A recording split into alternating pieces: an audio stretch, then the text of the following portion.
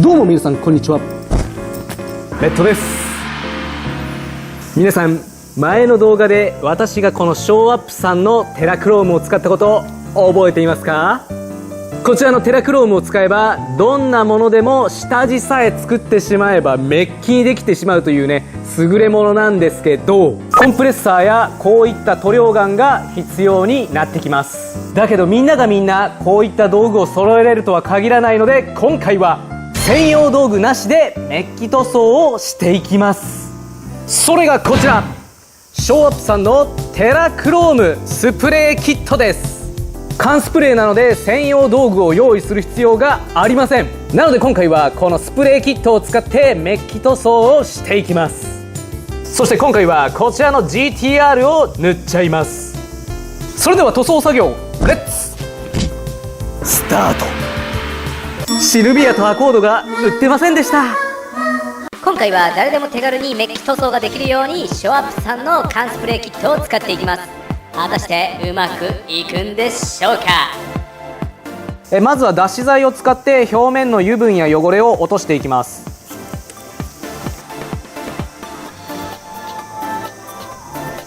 そしてせっかくなので表面がツルツルしたガラスの瓶と表面がザラザラした銅像みたいなものも一緒に塗装していきます。でこの2つに関しては実験をしたいので半分をちょっと調整していきます。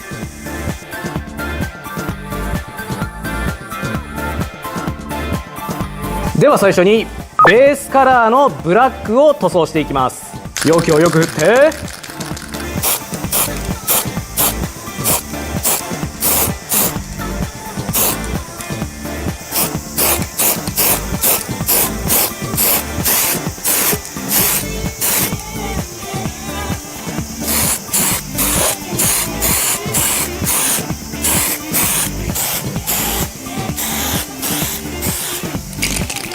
このベースカラーを塗る時のポイントは表面にツヤが出るように塗装をしていきます。このツヤの感じがそのまんまメッキに反映されるので、できるだけツヤが出るように頑張ってください。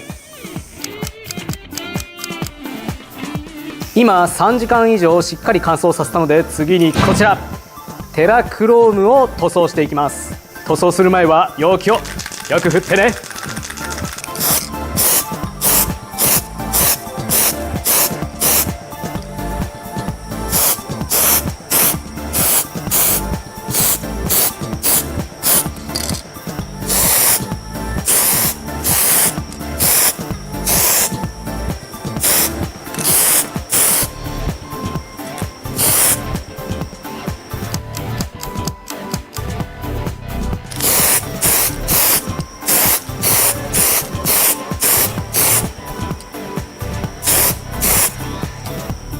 2回目だとまだ下地の色が若干わかるかなって感じです。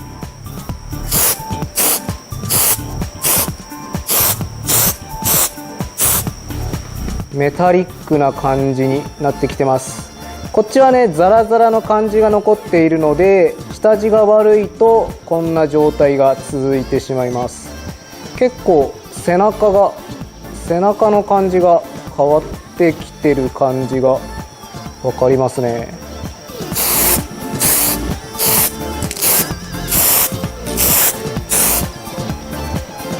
いや、車はちょっと失敗しちゃったかもな。メッキっぽくはなっているんだけど下地がちょっと甘かったかな。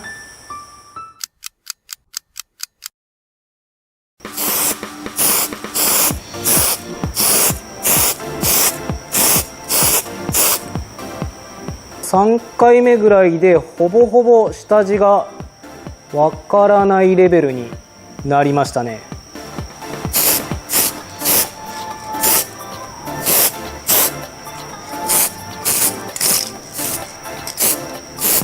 メッキっぽくなってきましたね。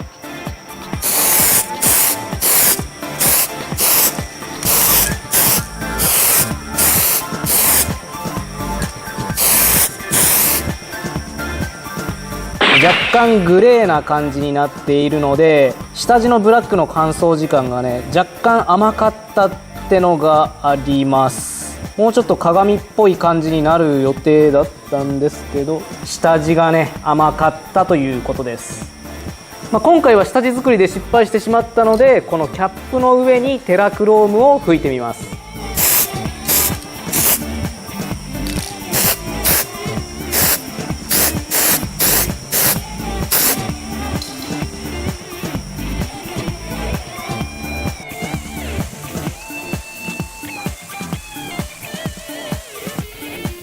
下地さえちゃんとできていればこんな感じで綺麗に反射してくれます。ほらこんな感じでめっちゃ鏡の状態です。この反対側の蓋もね一緒のものなんですけど、ほら反射してないでしょ。これがね下地がねすごく大事なんですよね。難しい。なので下地のブラックを使わなくて直接テラクロームでもいいのかなって気がします。ただし表面がザラザラしている場合は下地のブラックで塗装してあげることによってこのようにねテカテカした表面を作ることができるので、よりメタリックな感じに仕上げることができます。反射の仕方がねやっぱブラックを塗ってるのと塗ってないのでは仕上がり方にかなり差があります。この瓶はねかなりいい感じにできているんですけどね、結構シビアですね。だけどこのままじゃ終われないので、こちら別の GTR を買ってきました。もう今回は下地のブラックを塗装せずにテラクロームでメッキにしていきます。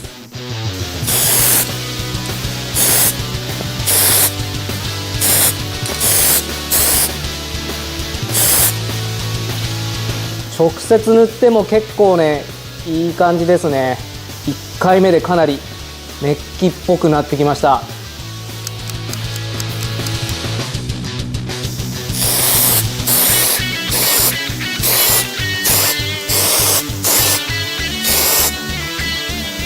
ではまた3分待ちます。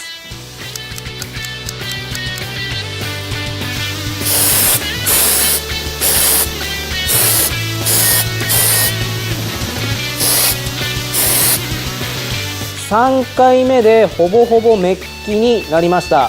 だけど今回はね下地が青だったので、まだ場所によっては青っぽい感じがあるので、合計で3回から6回これを繰り返せば完全なねメッキ調になりますんで、もうちょっとだけ拭いていこう。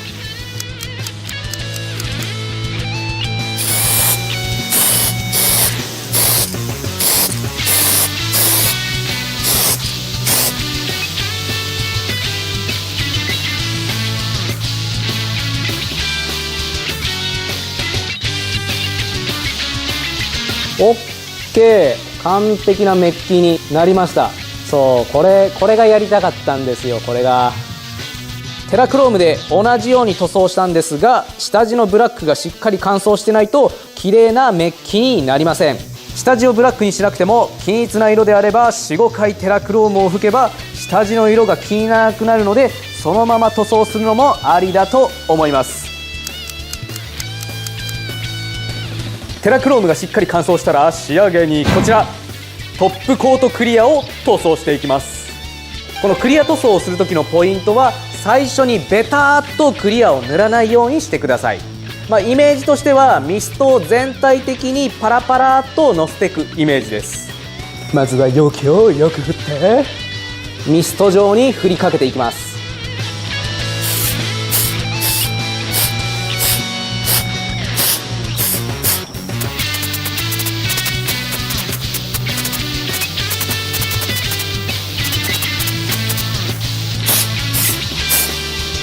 OK、ミストが表面に乗りました。そしたら10分ほど乾燥させて、もう一度捨て拭きをしていきます。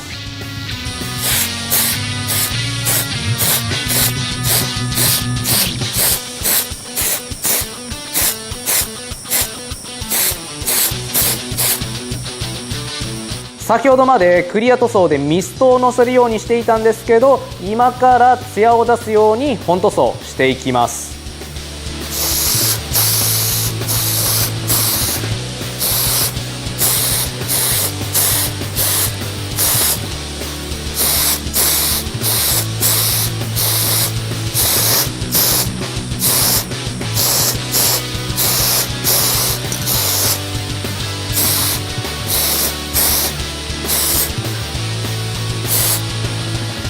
今クリア塗装を塗り終わりました。クリアの容量がかなり少ないので、このボディをツヤッツヤに塗ろうと思ったらまるっと1本使いました。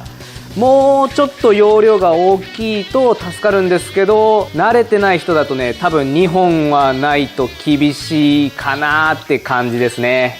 そしたらクリア塗装が完全硬化するのを待ちます。塗装が完全に乾いたので、全てのパーツを組み込みました。缶スプレーでこれだけメッキ塗装ができれば十分じゃないでしょうか。最後に補足ですが、メッキ塗料のテラクロームの上に別メーカーのクリアを塗装したらメッキがドロッと溶けてしまったので、別メーカーのクリアを塗装するときは何か別のもので試した後に塗装するように注意してください。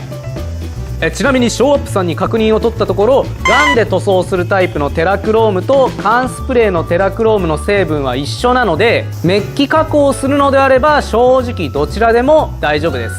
結構缶スプレーのミストは細かくて良かったんだけど、範囲が広すぎて無駄打ちしてる感じがあるので、やっぱ狙った部分を塗装できるガンタイプを私はおすすめいたします。なので今回の商品が気になる人は下記の概要欄に詳細を載せますので、ぜひチェックをしてみてください。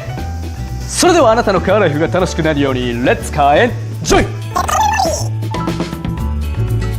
毎週金曜日夜19時より動画の方を配信してます。不定期で動画を配信することがあるので、よかったらチャンネル登録と高評価よろしくお願いします。 Twitter、Instagram、ブログをやっていて動画を配信する先に最新情報が載ってることがあるので、気になる人がいましたらチェックもよろしくお願いいたします。それでは皆さんまたお会いしましょう。バイバイ。